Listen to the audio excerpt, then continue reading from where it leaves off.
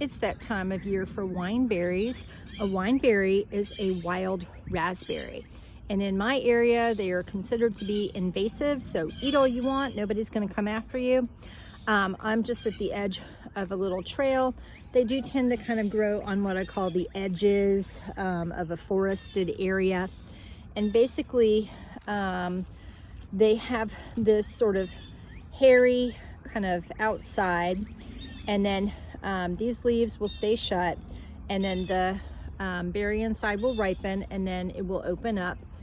And if you just kind of barely touch it and it comes off, that is how you know it was ready. And you see it's basically just a little raspberry.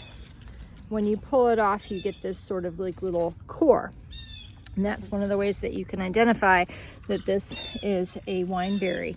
You hear the birds. Well, I'm competing with the birds. The birds love them. And the problem with wineberries is that the birds love them. And they eat them, and then they poop them out and spread them all over the place. And then they compete with the natural raspberries and blackberries. I'm kind of coming over here, just wandering for some other little areas where they are. So like any other kind of raspberry, they do not flower or fruit on the first year. They send up the primocane, and then the second year that the plant is there, that's when it will put out these little white flowers, and then the white flowers turn into these little berries, and they are delicious. The season is very short for these. I'm gonna say maybe 2 or 3 weeks, and then they are done. I'm on a hike and bike trail here, and so people are coming by and wondering what on earth I'm doing. This here is a blueberry plastic shell, and it is a full pint. Now, normally when you buy raspberries, you get them in half pints. And in my area, the half pints of raspberries are going for like anywhere from $3 to $6, depending on the store and depending on the day that you're there. So this is at least $10 to $12 worth of wineberries.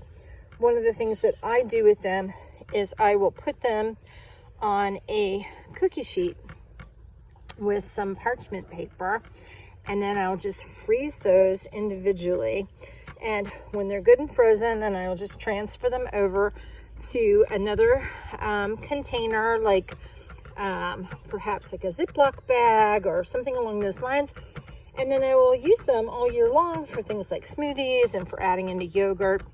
Now, one of the things that I will say about these wineberries is, and it came over to another little cluster here, pardon me, is when you pick them, like, it feels sticky, and you can even see those sugary sort of sap on my fingers from where I have picked these.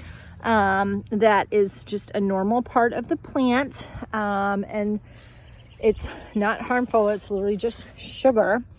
And it's part of what makes a wineberry versus being a raspberry. But these are absolutely delicious, and today is really like that first good day where picking's a little scattered, but over the next few days and over the next 2 weeks or so, there are going to be so many of these to pick and enjoy and all of that kind of good stuff. So, you know, stay tuned to my channel. I do lots of stuff on diet and exercise and natural living, and sometimes also things like foraging. But foraging, hey, that's the ultimate way to eat local and to eat seasonally. And that is one of the healthiest things that you can do. So thanks so much for watching. Hey, give me a thumbs up, subscribe to my channel, and I will talk to you another time.